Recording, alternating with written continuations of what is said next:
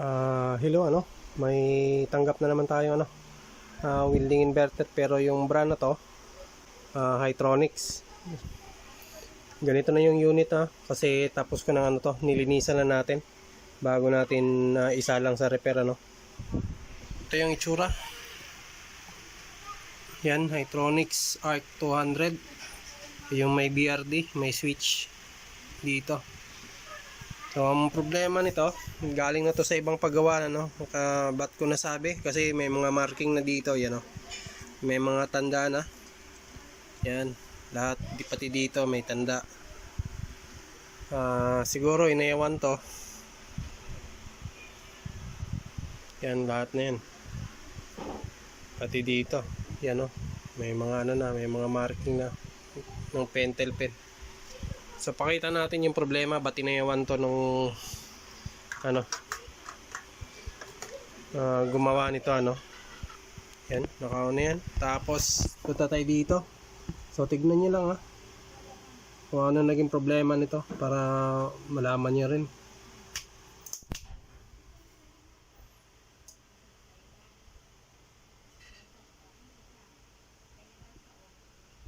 Parang may nag-spark to.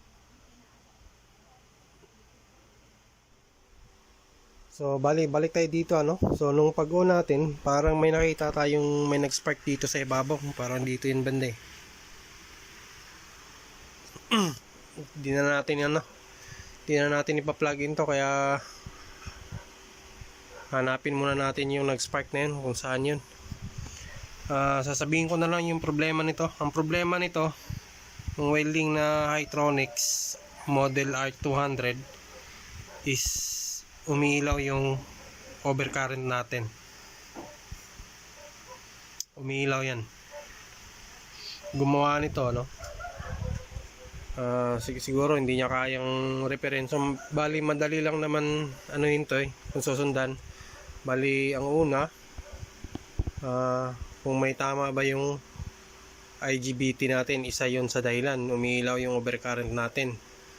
Pangalawa, may sira rin yung PWM board controller natin. Ito yon, yan. Tsaka yung pangatlo, yung output natin, may sira yan. Pero sa case na to, wala kasing sira yung output natin yung tester.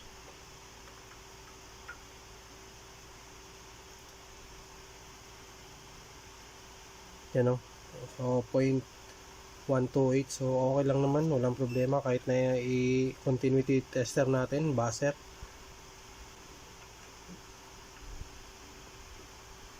So walang problema yung natin dun, yung output diode natin nandito lang talaga sa taas. Tsaka hanapin natin kung saan yung nag-spark na yun. Wala akong makitang nag-spark dito pero dito yun banda dito yung banda nag-spark wala akong makita.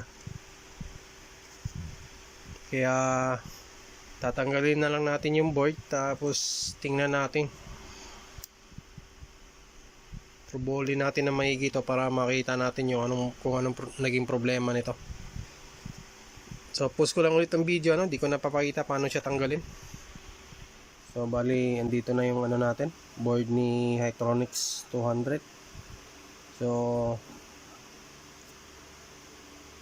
kailangan kong matanggal yung PWM natin, but may ilaw yung natin. Yung problema kasi nito sinabi ko na umiilaw yung overcurrent protection natin. Tapos kailangan ko ring ma-check yung mga MOSFET dito kung may shorted ba, kasi isa yun sa mga dahilan. Shorted dito, kahit na isa lang, ganun ang magiging resulta nun. Tapos yung PWM natin, tsaka yung op-pump, nandito yung op-pump, kailangan natin ma-check yan. Pero bago yan, kailangan natin ma-check yung buong PWM controller board kung okay ba kung may PWM signal ba na nilalabas. Tsaka hindi ko mahanap yung nag-spark kasi bandang dito yun hanapin ko na lang yun kasi wala namang pumutok Ewan ko lang kung anong sa chassis kaya nag-spark yun o ano. Dito, yun. Visual inspection natin, wala naman eh. Buo naman.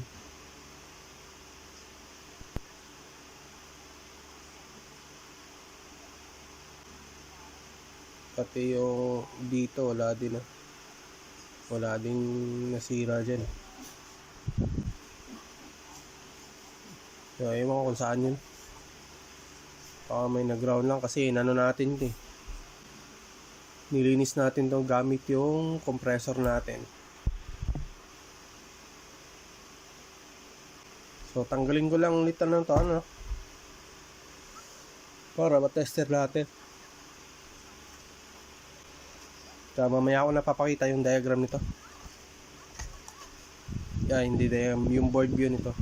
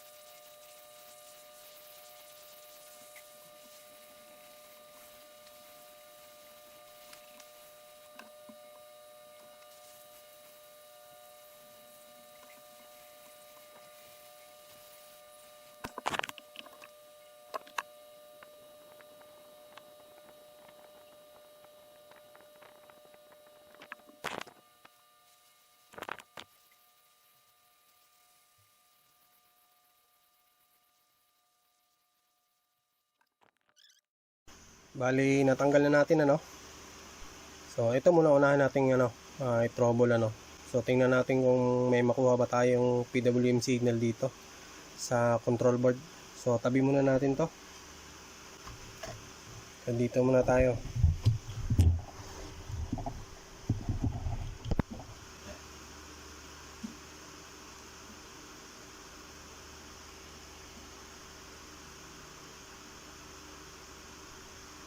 Ayan muna yung ground dyan. Ito lang.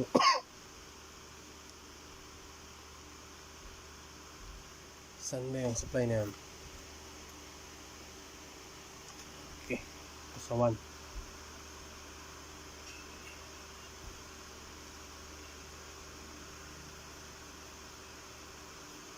So, ayan.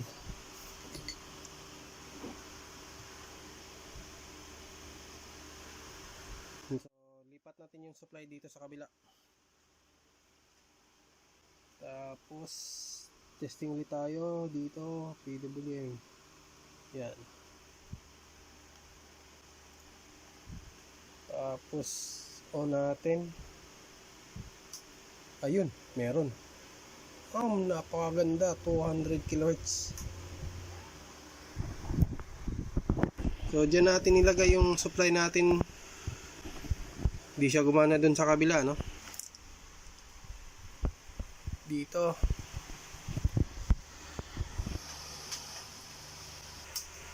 Yan yung signal natin sa post natin. So, napakaganda ng welding.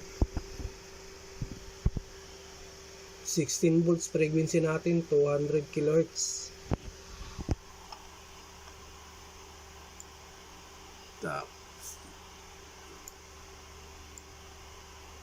Tapos yan yung waveform natin.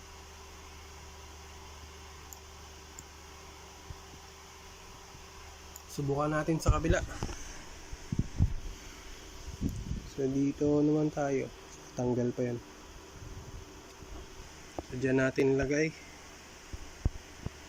Tapos balik tayo dito. Kasi apat yan eh.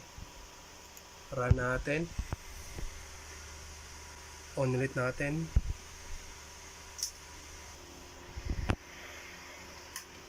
$205 dito.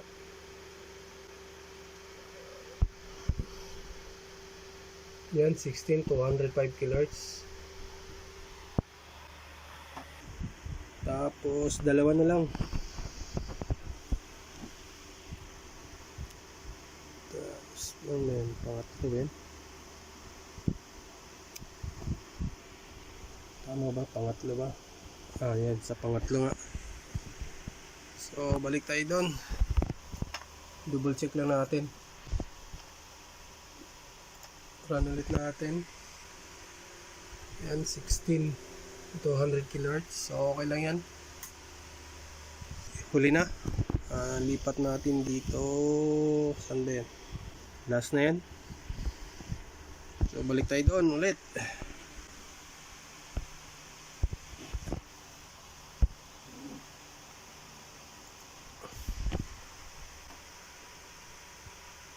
So on ulit natin.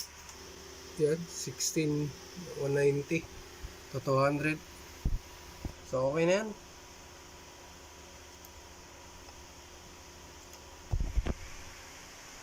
So buo yung ano natin, PWM board natin, PWM control board natin. So tanggalin na natin to.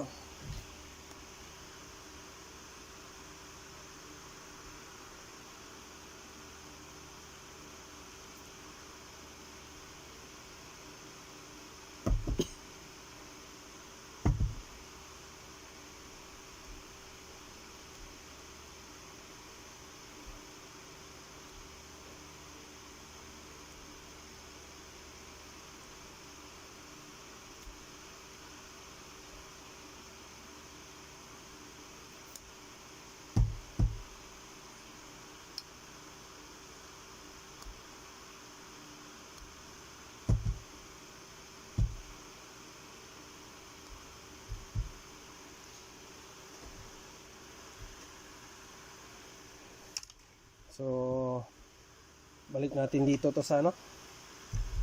Bago natin ibalik to, ito muna turbulin natin.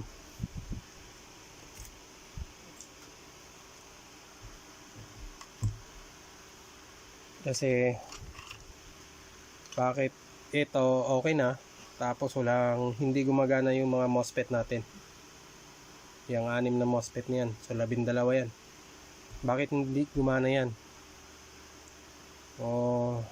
At saka bakit umiilaw yung overcurrent natin. Yan yung pinaka trouble nito, no? Umiilaw to. So check ko lang dito kung mayroon bang sirang MOSFET. Kasi isa yun sa mga dahilan.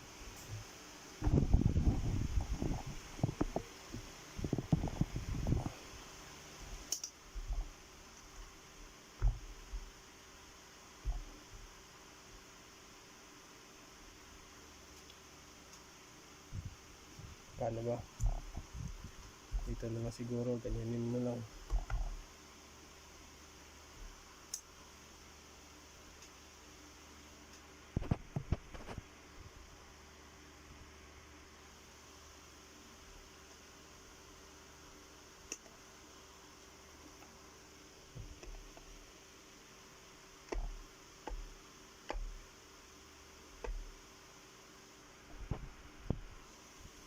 So, diode mode lang tayo.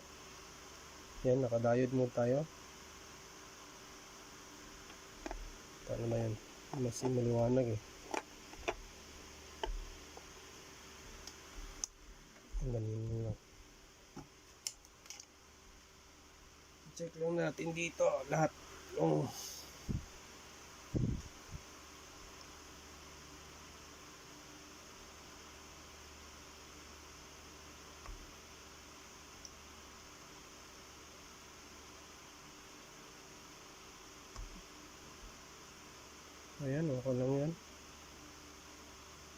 Openin din.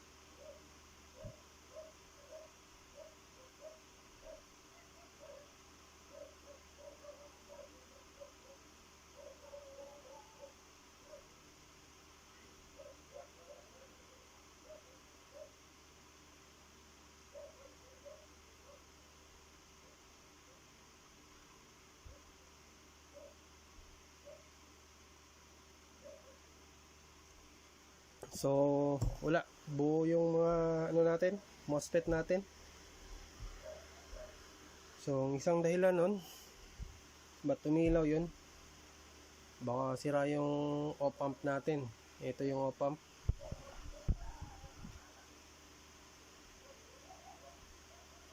Tsaka kailangan din nating ma-check yung mga MOSFET natin dito na N channel at saka P channel. Baka may sira. Nakita nyo na, nasunog yung ano natin, pero ano lang to yung nasunog, ano. Matatanggal naman natin yan. Bali yung varnish lang yung nasunog niyan. Tagal makuha sa hot air.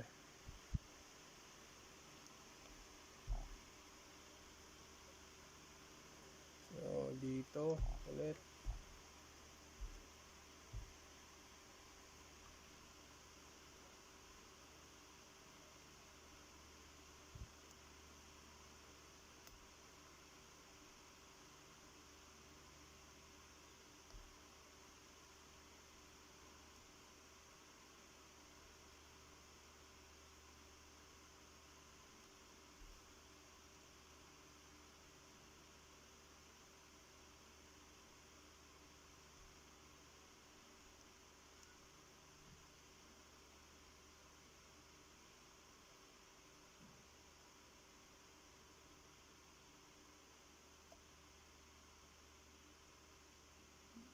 May nakuha tayong 1.5.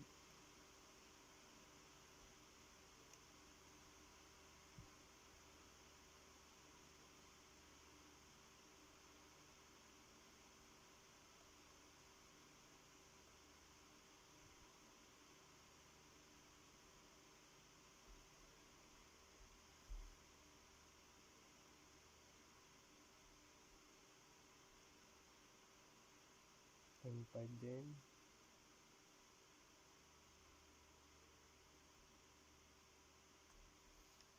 Buo din yung ano natin, N channel at P channel MOSFET natin, ano.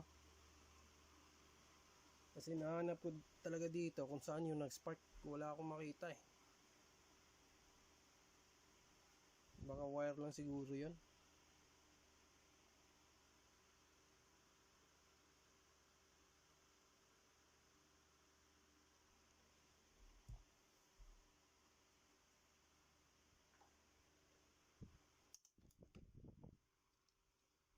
So ang ano na lang natin dito, pagka umilaw pa rin to, baka palitan natin yung pump, ano. So balik na natin to. So, kailangan ko palang linisin to.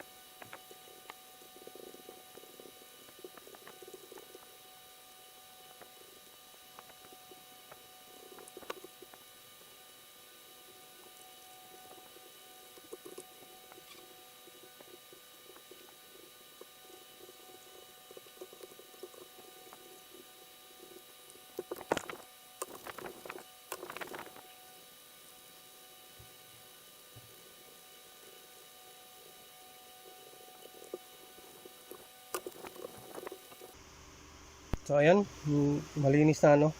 So kailangan nyo lang tanggalin ng konti yung yung mga sunog-sunog para hindi magkaroon ng, kasi pagka may konting resistance na kasi yun, baka yun pa yung maging cause ng natin, pagkasira nung ginawa natin, so yan, buo na yan. So malayo na sa nakita nyo naman, malayo na yung tinanggal natin, pero although coating lang naman yan, varnish lang naman yung nasunog dyan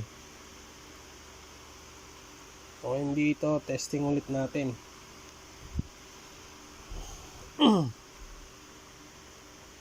Paano ko ba ito testing to?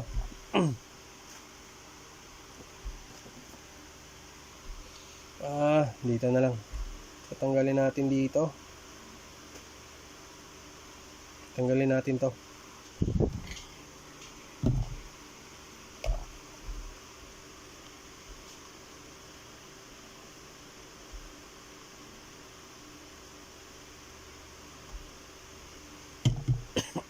So ayan, natanggal na natin yung dalawa. So dyan tayo magti-testing,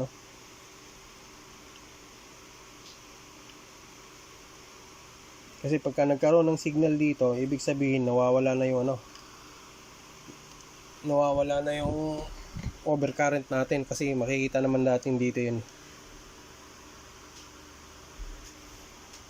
Pera lang doon kung ang naging problema natin nandun sa baba, doon sa diode. Pero tinesting natin yung diode, okay naman yun So di bale, pagka nabuo na dito, testing pa rin natin yung output diode natin. So ulit, testing natin. Gamit tayo ng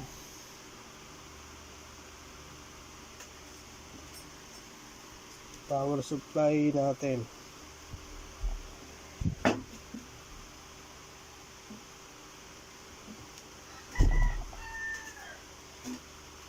So ito, hindi na kayo masyadong mahirapan pagka kunwari nasira yung power supply nito. Hindi kayo masyadong mahirapan kasi isa lang ang supply dito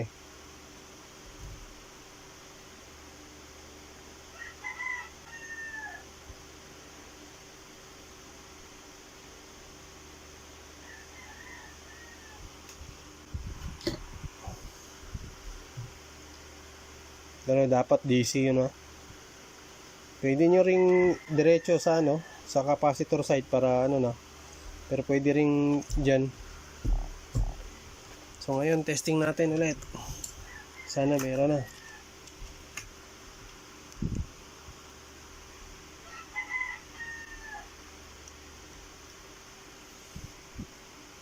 So ayan. So parating paalala pagka ganito na nagte-testing na tayo dito sa kasama na yung board, kasama na yung N channel at saka P channel MOSFET natin. Huwag niyo masyadong patagalin kasi nga umiinit to. Di porket malaki na yung pyesa na to, hindi na masisira pa rin yan. So ngayon, ayan na yan. So punta tayo dito.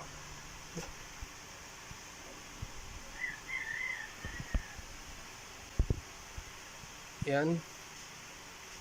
So makikita naman yun pagka nag-on ako. Ay, wala. Yun pala isa. Yung isang power supply pala natin. Saglit lang.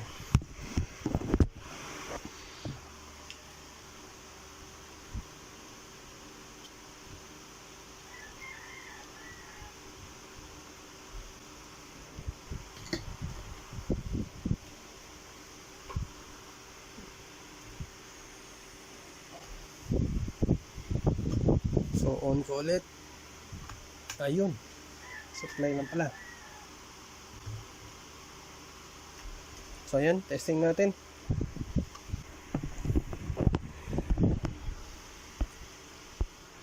So ayan, naikabit na yan So dun.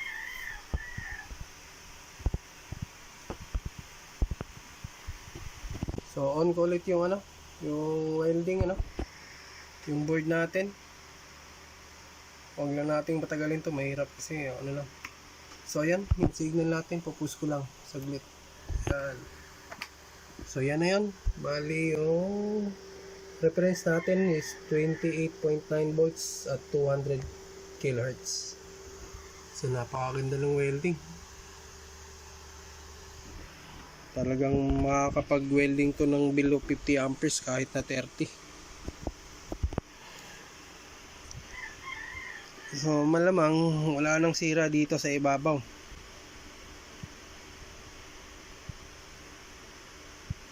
So ano lang natin dito kasi so ibig sabihin buo na rin yung ano natin. Buo na rin yung control board natin kasi hindi umilaw to eh. Naka-function naman yan lahat. Pero ba't nung una umilaw to? Tsaka saan yung nag-spark na yun? Kasi pag yung ganun kalaki ng spark, talagang may bakas yung spark. Wala akong mahanap dito eh.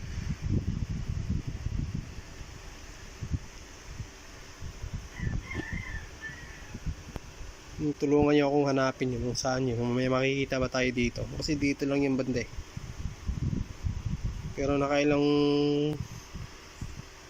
ano na ako dito eh, nakailang tingin na ako rito, wala talaga.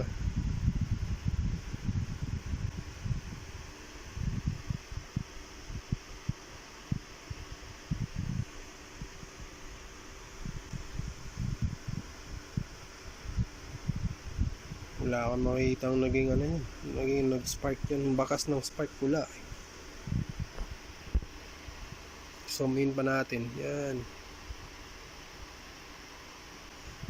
Yan, wala naman yan eh.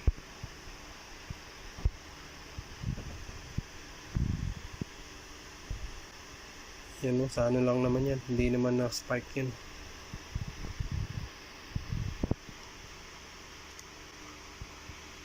Wala talagang spark eh.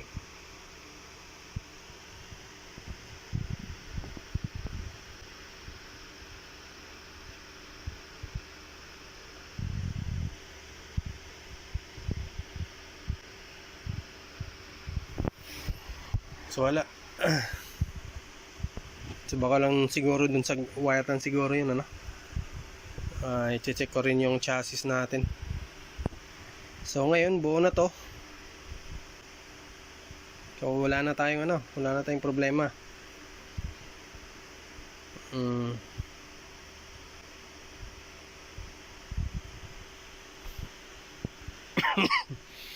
So post ko lang ulit dito yung video, tapos punta muna ako dun sa ano, tingnan ko muna yung output diode natin.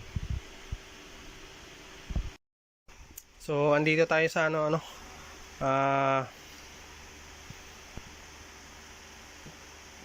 output diode natin. So nakita ko na yung problema nito, but ano, pero ang layo kasi. So nakita niyo dito, yan oh, yan yung dahilan ng spark natin nung una nung nag-testing tayo. So yan, sunog yan. Putok na nga yan eh, hindi na nga sunog yan eh. Tapos ito kailangan din nating palitan kasi nga sunog na rin eh. May konting sunog na. Tapos siguro ba't na short yan? Kailangan nating ma-check yung isa-isang ano dito. Yung isa-isang output diode natin. Pero madali nyo lang naman i-check to eh. Lagyan nyo lang ng supply na, kung meron kayong supply na 40 volts o di kaya 30 volts na yung mataas yung ampiraya, siguro kasi hindi kakayanin ng power supply nyo na 5 ampere lang, hindi kayang painitin yung pyesa na to. Hindi nyo makikita pagka ano, makikita nyo naman pagka isa-isang testerin nyo, pero pag madali yan, testerin nyo ng, lagyan nyo ng supply to para mas madali nyo mahanap kung alin sa kanya yung pyesa na ano, may sira. Tsaka kailangan nakatanggal sa heatsink yan, nakaganyan. Hindi pwedeng nakadikit sa heatsink kasi nga hindi nyo malalaman kung anong, kung sino sa kanila yung may sira, no? Kasi pag ginayan nyo, pag nilagyan nyo ng supply, hindi malalaman nyo kaagad. Kasi iinit naman yan eh. So dito, tanggalin din natin to.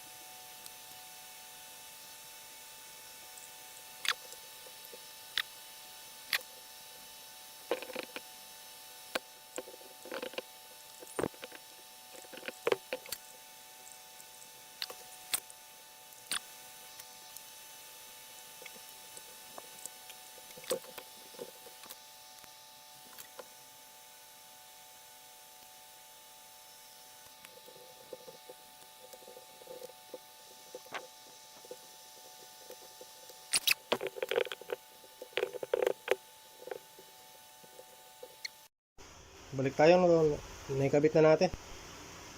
Nakalimutan pa. Tapos pagkatapos nyo dito, double check nyo lang yung ano, yung collector at saka heatsink ano, dapat walang tutunog, hindi magka-ground.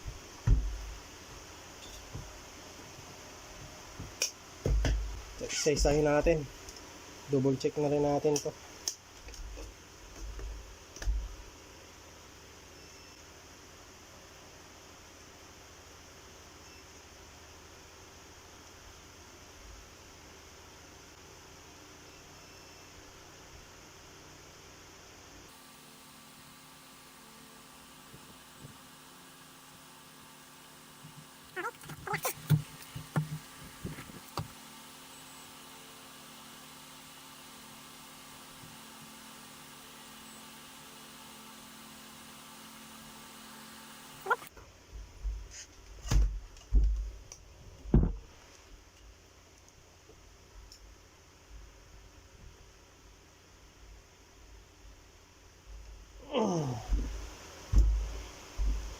So ngayon testing tayo.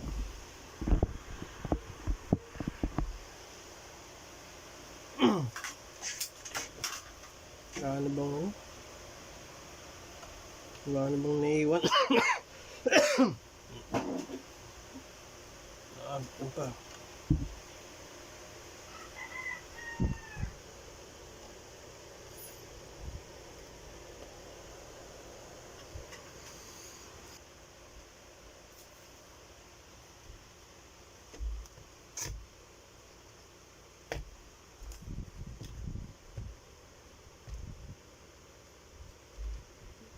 So, bali ganyan lang ano, para makita natin.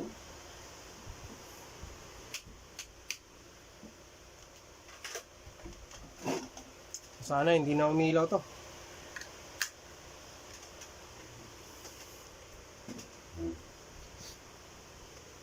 Ano ba na yun to?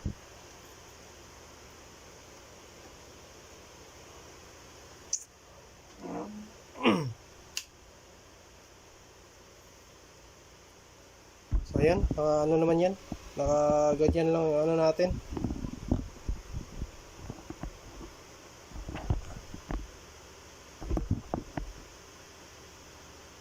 So on natin yung extension natin. Sana wala nang mag-spark. So ayan, naka-on na yan. Tapos dito, sana wala na tayong nakaligtaan. So on na natin to.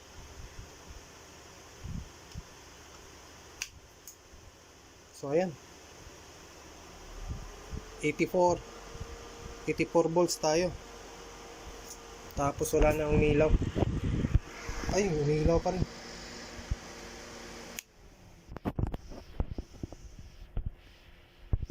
Yan o, umilaw.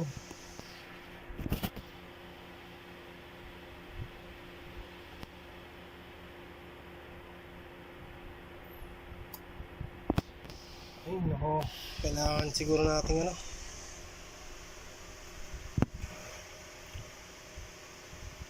umilaw yan. Yan yung talagang problema niya, no? Umilaw.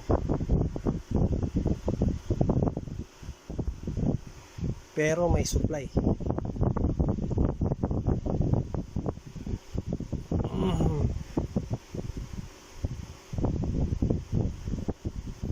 Double check na natin dito kasi ba't pumutok yung andito eh. Oo, pa kaya yung ano na to, resistor dito.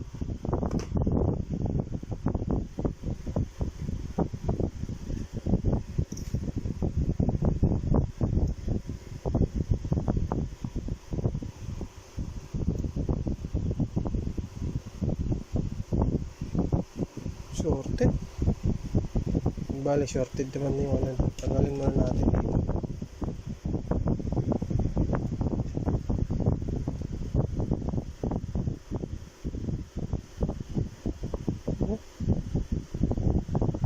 Shorted. Tingnan natin sa diagram. Dapat shorted dito. Ano naman yan eh. Naka 2K. Balik tayo dito ano. So naging shorted yung ano natin dito. Nag-tester tayo dito sa resistor na to, shorted. So ang naging dahilan nun, yung nilagay natin na ano, na fast recovery diode, yan yung nilagay natin, nasira. So nagpalit ulit tayo. Ang nilagay natin ultra fast recovery na. So ngayon subukan ulit natin ano, panda rin.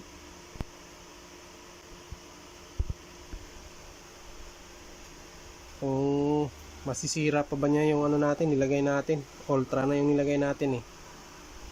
So on natin. So ayan, wala na.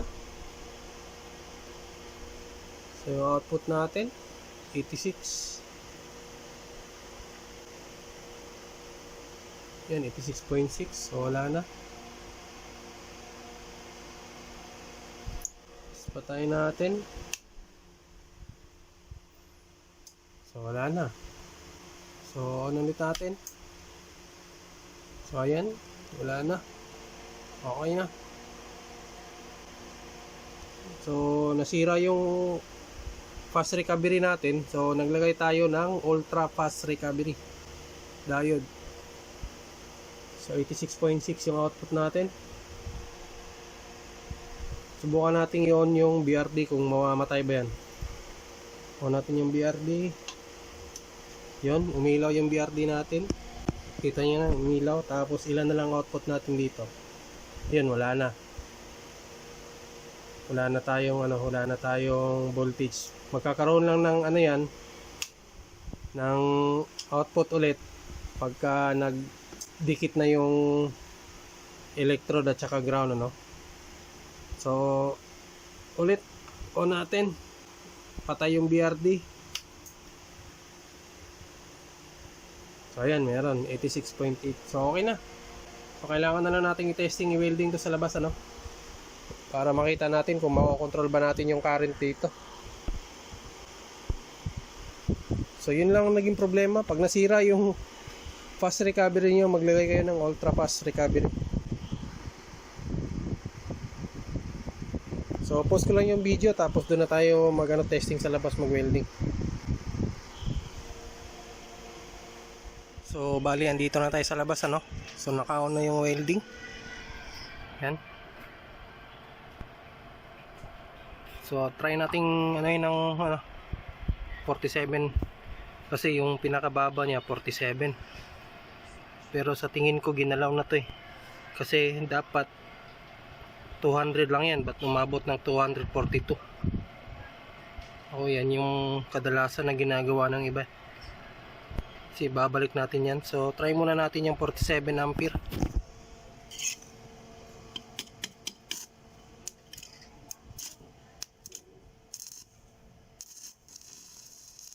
So yan, o control naman. So 180.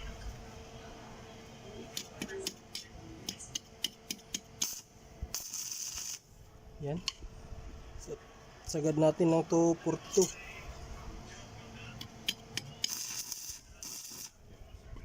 Yan, ano. So testing natin ng 117 lang welding. Saka na natin ibabalik sa sa original na setting, ano. So welding natin.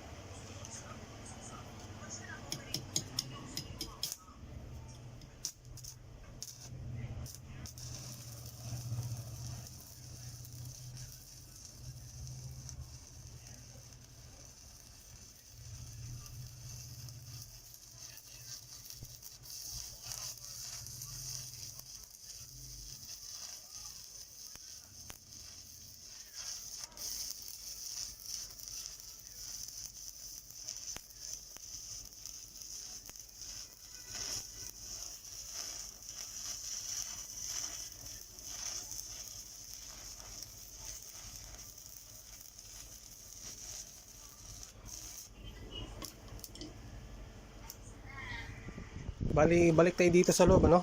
So naka-on na yung welding natin, tapos binalik na rin natin ta sa yan, hanggang 200 amperes lang yan. So dapat yan lang yun, kasi ginalaw na kasi to, umabot ng 247 eh. Masyado na mataas yun. So ayan, nakita nyo naman yung welding kanina. So nakokontrol naman natin yung ampere.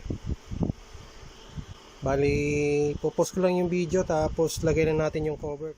Ito na, tapos na nating mabuo si Hitronics Arc 200. Yan. At saka naibalik na rin natin sa tama yung nito, settings, kasi nga ginalaw na to eh. Umabot na ng 247, 250 yata yun.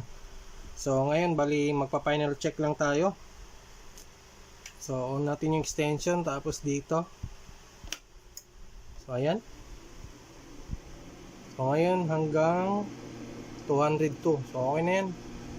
Ganyan, So pag tayo gumawa, talagang ibabalik natin sa sa original na settings, kasi sayang yung mga ganitong welding eh. Maganda naman yung performance. Wala kang mako-complain sa welding na to, kahit na 200 amperes lang to. Ayan. Tapos yung output natin, ilan ba? Yan, 85.4 volts at 202 amperes. Pinakamababa niya 39. Dati umabot ng pinakamababa niya 48. So naibalik natin 39 amperes. So siguro hindi ko na pababayin yung video na to, hanggang dito na lang siguro, kasi tatawagan ko na yung nito, may-ari nito, para makuha na yung welding na to. So sa mga nanonood ng video ni Tagumpix, maraming salamat po, ako po ito sa pusong nagpapasalamat sa inyo at sa walang tangkilik na pagsubaybay sa munting channel natin. So paano, hanggang sa susunod na gawa natin, kita-kita ulit tayo. So maraming salamat ulit.